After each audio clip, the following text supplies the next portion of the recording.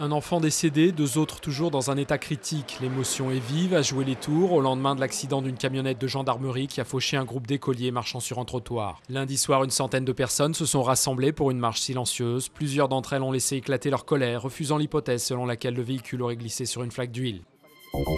Un problème avec des concombres espagnols et c'est l'Europe qui tremble.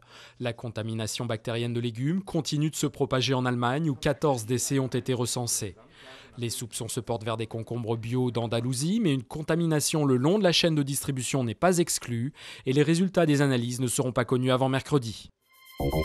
Le Brésil, première étape de la tournée électorale de Christine Lagarde. Elle s'est engagée à approfondir la réforme du FMI pour donner plus de poids aux pays émergents si elle est élue à la tête de l'institution financière. La ministre française de l'économie est donnée favorite pour succéder à DSK, inculpé à New York de crimes sexuels et contraint à la démission. Dure semaine pour Silvio Berlusconi, affaibli par une cuisante défaite au municipal. Le chef du gouvernement italien affronte mardi la justice qui se penche à nouveau sur l'embarrassante affaire Ruby. Dans ce procès, le Cavaliere est poursuivi pour recours à la prostitution de mineurs et abus de pouvoir. Nouveau duel Monfils-Federer sur le central de Roland-Garros. Le Français et le Suisse sont opposés mardi en quart de finale. C'est leur 3e face-à-face sur la terre battue parisienne après une demi-finale en 2008 et un quart en 2009.